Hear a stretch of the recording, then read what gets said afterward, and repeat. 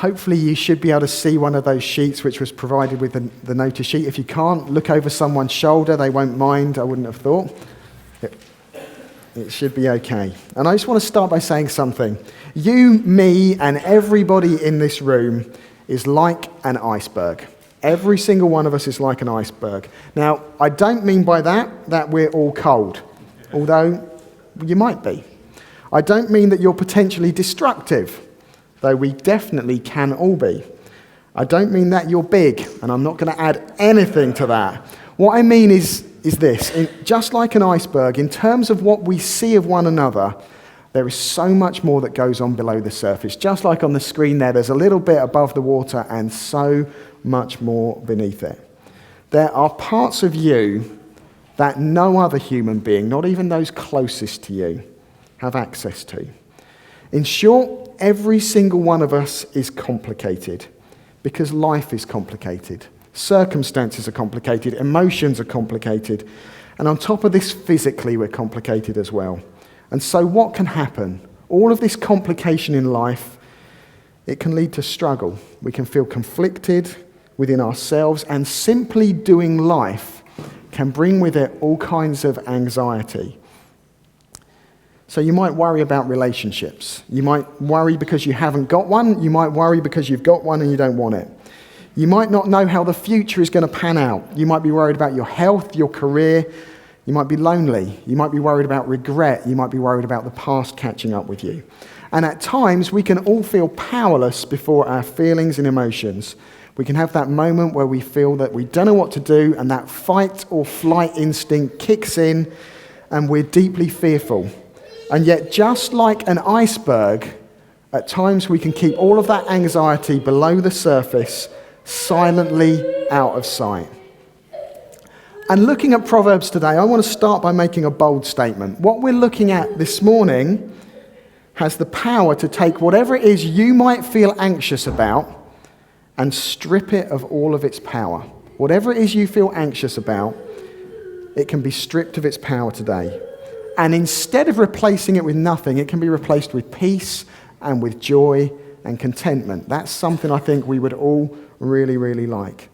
Filling that 90% that's below the surface with peace. That's something we want. I know it's not something that I want to experience. So, where to begin? And I have, as I said a minute ago, as a bit of a warning, we're starting with the uncomfortable by looking at what makes us anxious.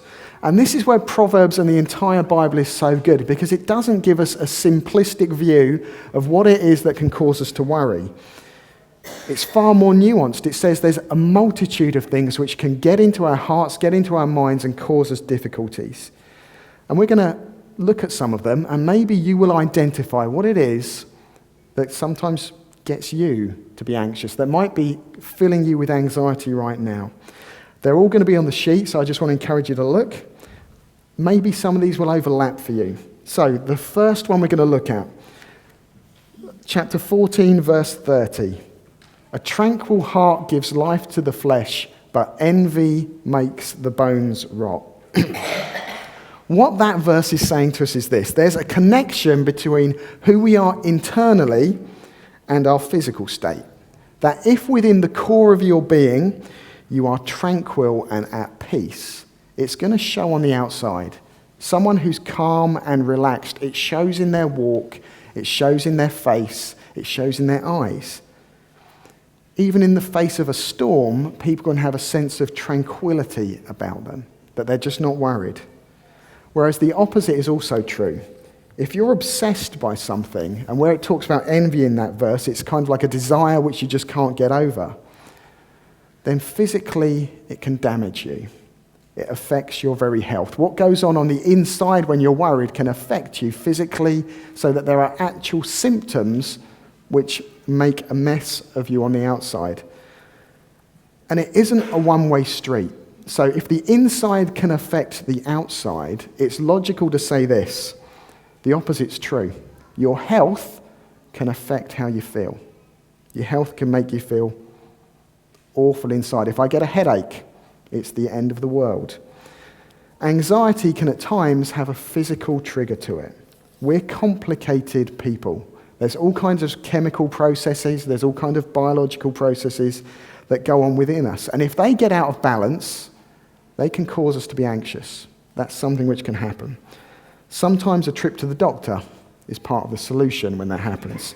So just within you, things like serotonin, testosterone, dopamine, estrogen, thyroid problems, disease, old age, all of these can affect how you feel and cause us to potentially be anxious. In many cases, those physical things can be helped. They can be helped. But if that anxiety has got something to grab onto, if there's a fear that it can get hold of, then it can be much more potent than just a physical issue. Yet even if you do have something physically going on, what we're looking at today can say, hey, that fuel that it feeds on, that can be diminished. It can be taken away. So, anxiety, the Bible tells you, physically, there might be something going on. What else? As well as physical causes, there are other ones too. Fear of the future is one, so 12:25 up on the screen there. Anxiety in a man's heart weighs him down, but a good word makes him glad. It might well be that simply your emotions make you anxious. That's the way you're made up. You're a fearful kind of person, worrying about the future, fearful about it. There's a hypothetical, unseen thing coming up, and it weighs you down. It can have an emotional side to it. This person, they might not be able to articulate clearly what's going on within them, but they just feel that a great big wrecking ball at some stage is going to utterly destroy them. And we're told in this proverb that if you've got that kind of anxiety, you don't need a pill. You might just need a good word to make you glad. Some sort of anxiety might be physical. Others, you just need someone to cheer you up. So there's two ways you can be anxious. It can be physical, it can be emotional. Where else? And this is probably one of the biggest ones. Chapter 28 and verse 1. The wicked flee when no one pursues, but the righteous are bold as a lion. The wicked flee when no one is chasing after them. One of my favourite cartoon strips is one called Calvin and Hobbes. It's one that was out in the 80s, and it was about a hyperactive 6-year-old who believes his stuffed tiger is very much alive. And these two characters act in various different ways relating to the world around them. What scares me most about this cartoon is Josiah has a stuffed tiger, which he carries around anywhere. I'm really hoping that book isn't some sort of prophecy of the future. And in one series of cartoons, this little boy has been allowed to borrow his dad's very expensive pair of binoculars with the strict instructions not to break them. And the series begins with you not even seeing him borrow them, but having broken them.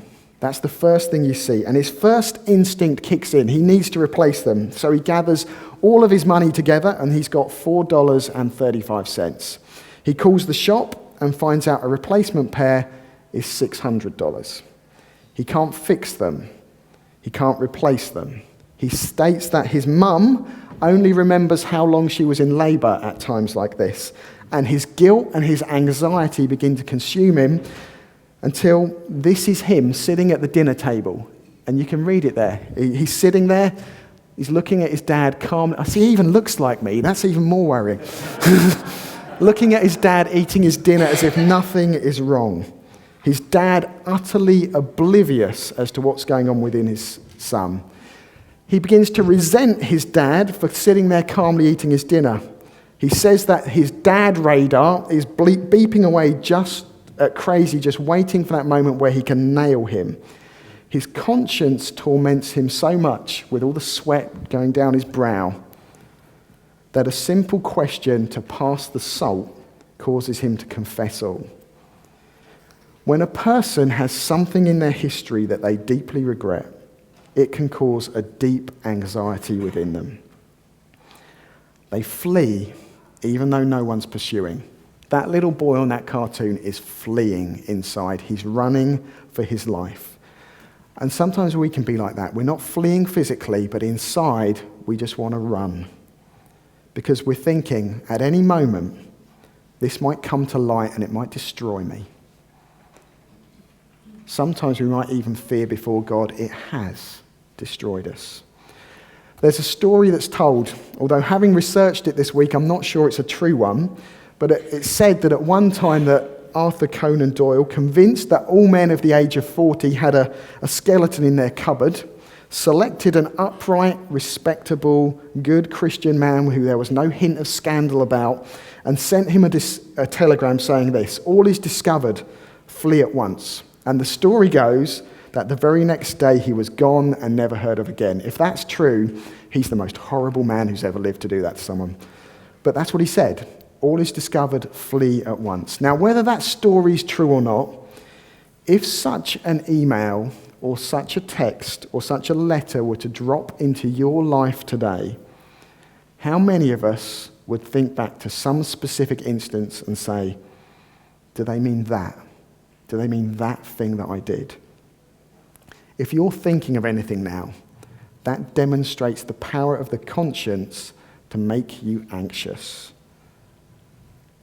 It needs its power taken away.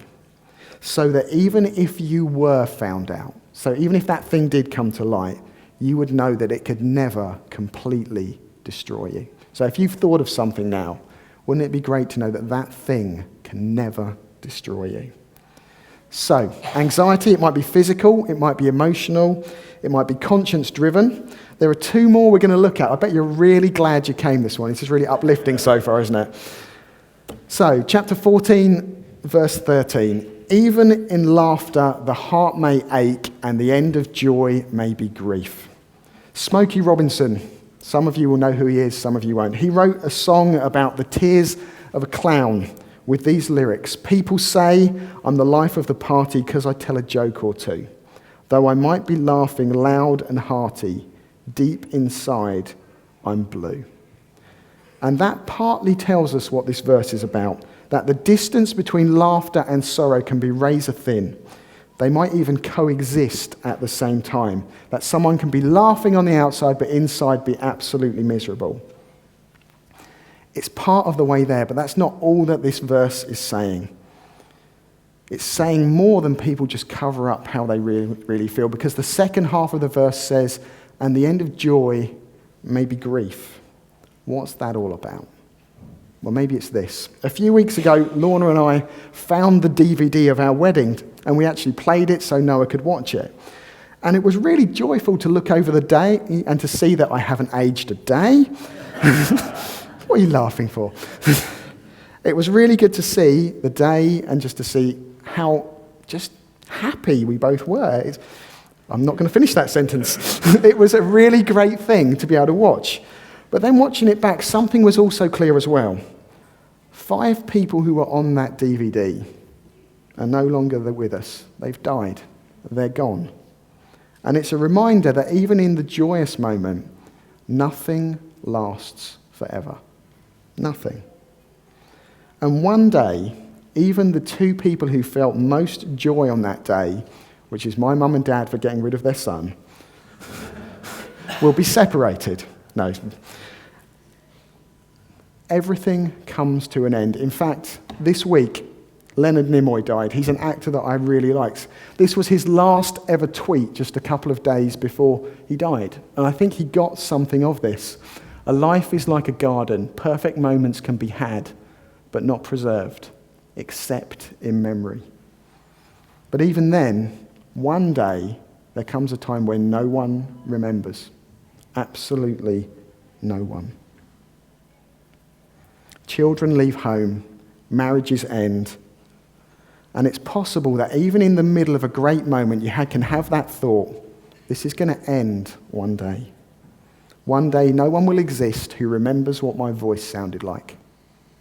That's true.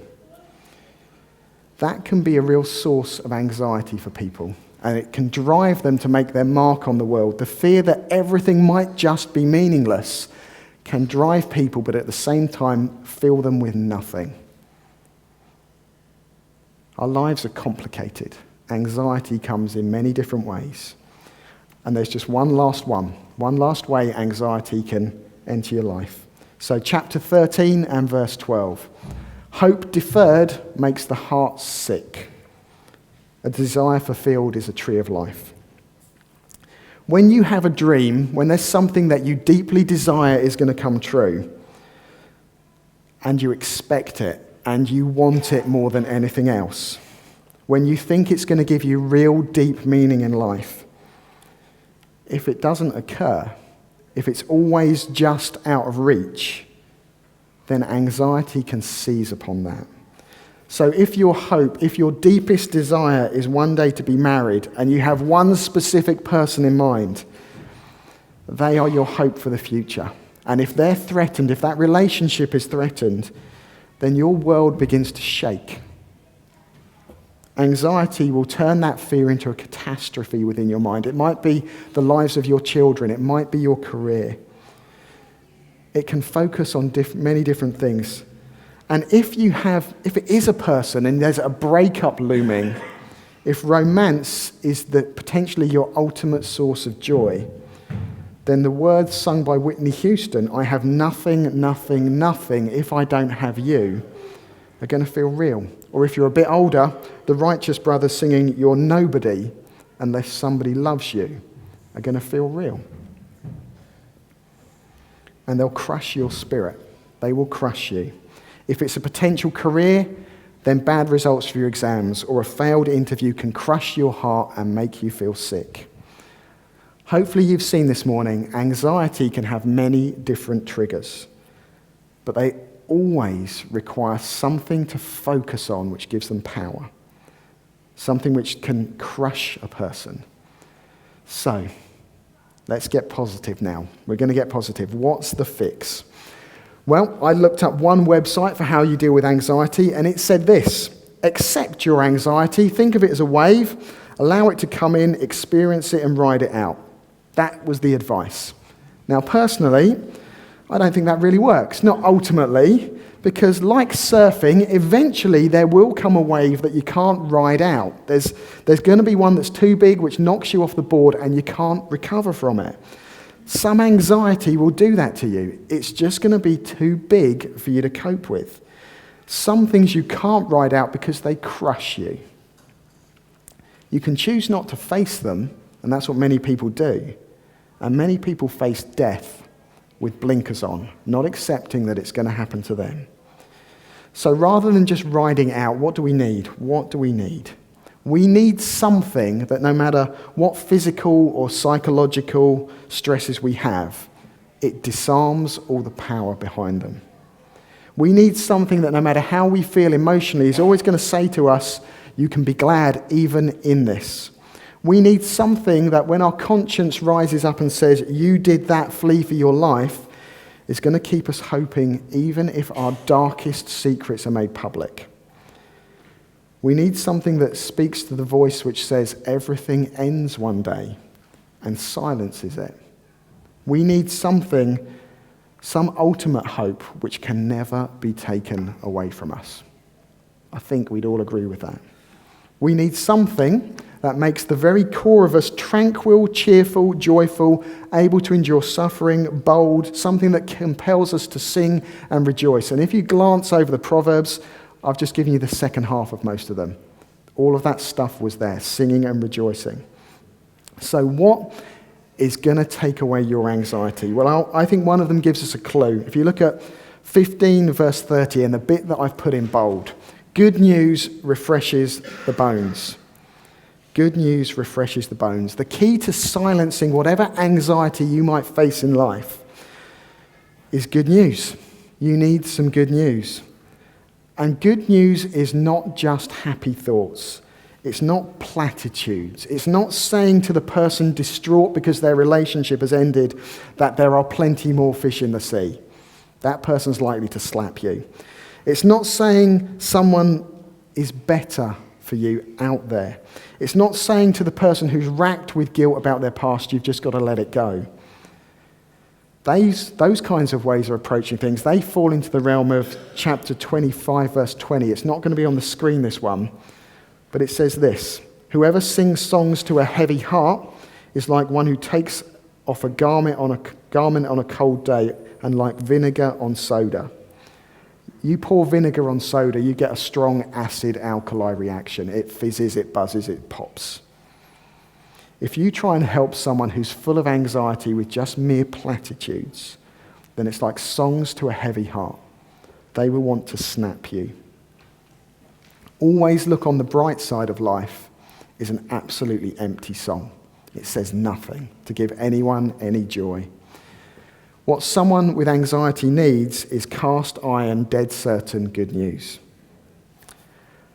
They need good news which speaks to a crushed heart. The beginning of Mark chapter 1, verse 1 says this: the beginning of the good news of Jesus Christ, the Son of God. Jesus is the good news which strips anxiety of all of its power. And let me show you how. This is the positive bit. If you have the kind of anxiety that's brought on by regret, that if people really knew who you were and what you'd done, you want to hide and you want to run because it would destroy you, then if you've placed your faith in Jesus, then on the cross, even that great big huge regret that you don't want to share, whatever it is the reason Jesus died. And even if you are found out, even if you admit it and there are consequences, which there might be in this world, the judge of the universe, the creator of everything, says, you are righteous in my sight. You can be as bold as a lion. You can sing and you can rejoice. Deepest regret stripped of its power. Because of Jesus, God will look at you and say, you are my son and daughter with whom I love, with whom I am well pleased.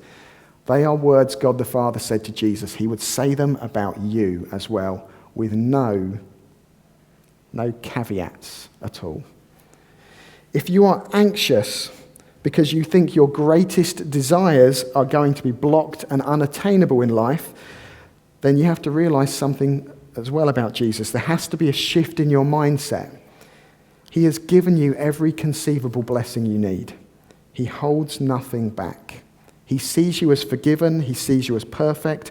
God is making you like Jesus. Your future is certain, and you will spend eternity exploring and learning just how wonderful God is. You will be astounded by God for all of eternity. So whether you get the dream job, whether you get the partner you desire, that fades compared to what he will give you. If you can't see it, you need to spend more time looking at what Jesus has done. If you struggle to see it, explore him.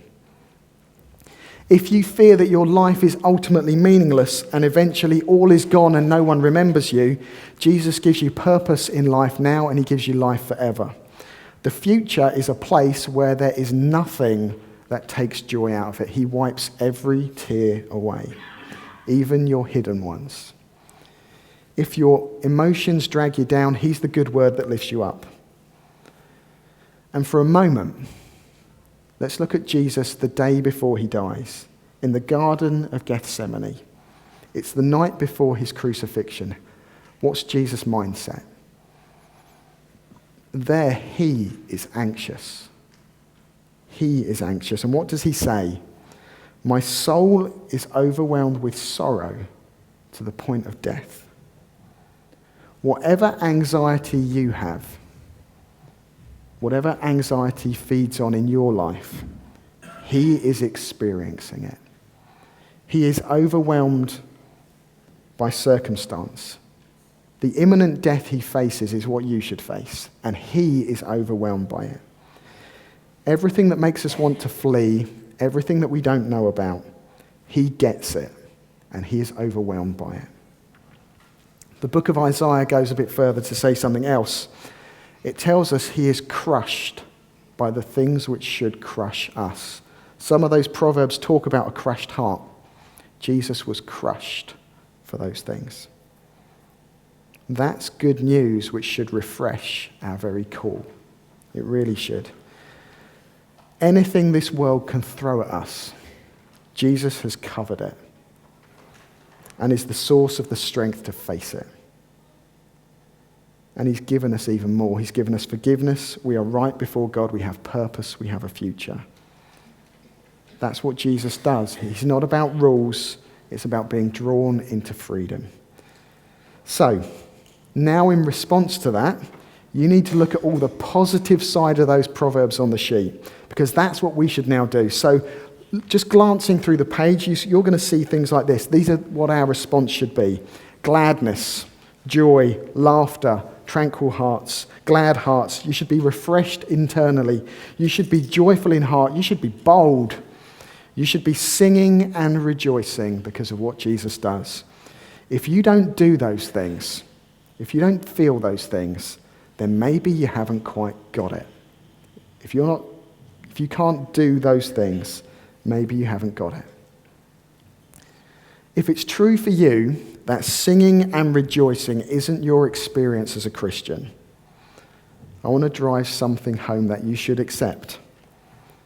It's not an optional extra. It's not. You can't just say, well, I'm not a very joyful Christian, so I can't be joyful and I can't sing.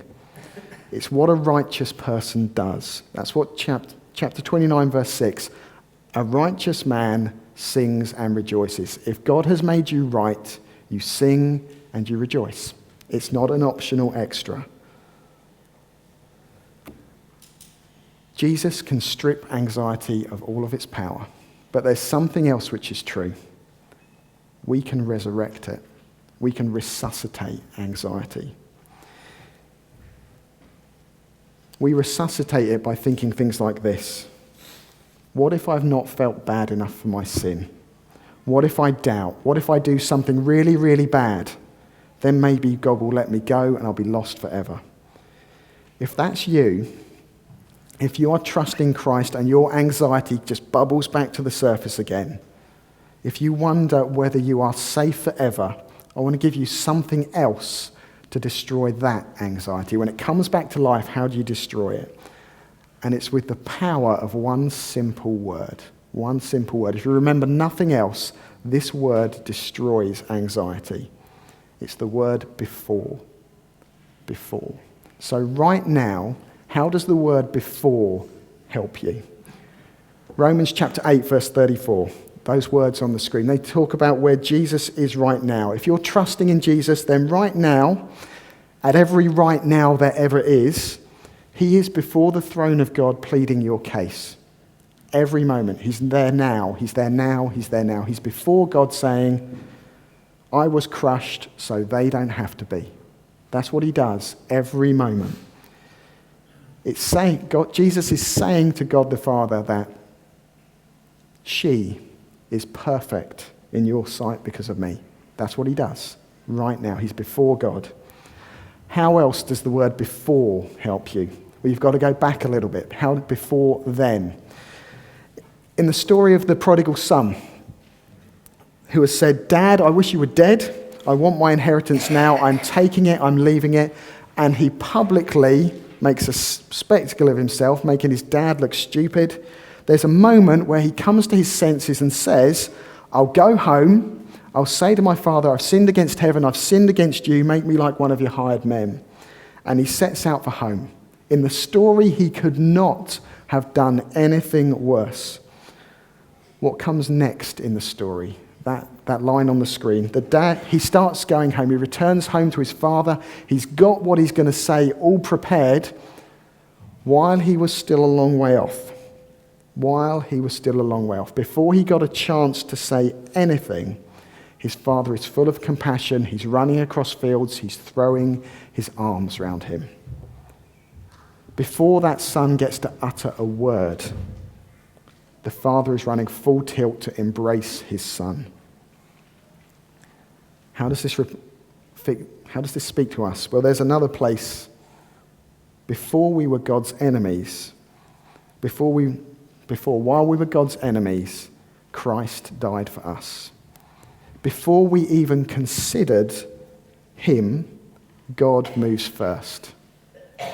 Before you even thought about God, he was pursuing you. While you were Christ's enemies, he died for you. And there's maybe just one more one. Think of this one. Ephesians chapter 1, this is the before that's before everything else. Because Ephesians chapter 1 verse 4 says this. And don't overthink this one too much. If you try and get overly logical with this, it'll mess you up. You've just got to accept what it says. This is what it says. He chose us in him before the creation of the world to be holy and blameless in his sight. Or as even on the screen there, even before he made the world, God loved us and chose us. I always think it's difficult to think of time for God. He is different to us. But this is saying to us, before there was anything, there was God. And somehow he was able to see all of history and everything that people would do and all of the mess. And before there was anything, he was able to say, I'm taking that one. And I'm taking that one. And I'm taking him from Zambia. And I'm taking her from Brazil. And I'm taking that girl who sits in Hadleigh Baptist Church. And I'm taking that woman and that man and that teenager. And despite all their bad choices, and despite the fact that they've neglected me, I will see them as blameless because of what my son's going to do for them. He will die in their place, and I will lavish my love upon them. Before there was even the first beam of light, or day, or millisecond, your destiny was in the mind of God. If that doesn't destroy your anxiety, I don't know what can. So, if your faith, no matter how small, is in Jesus, that is true for you. Let before smash your anxiety. Let it smash it. Right now, Jesus is before his Father speaking up for you. When you were Jesus' enemy, he died for you before you'd even considered him. And before God said, let there be light, you were already cherished within his being. Nothing can snatch you out of his hand.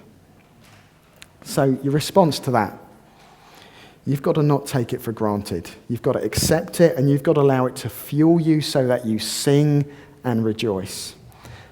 And if you feel God drawing you, respond, because even though God chooses before the creation of the world, he still says, come and I'll give you everything. It's not necessarily a foregone conclusion. And if you come to him, you're free forever because Jesus was crushed for you. I think that should help you deal with your anxiety. We're going to come to share the Lord's Supper in a minute, but let's pray before we do.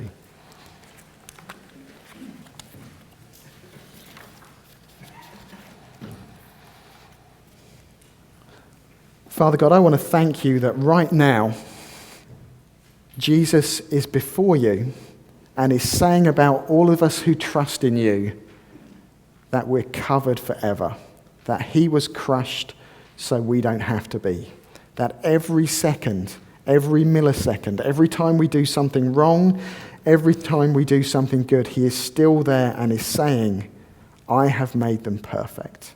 I want to thank you for that. I also want to thank you that when we were your enemies, when we would have been among the crowd shouting and spitting at Jesus, he died for us. He took our place.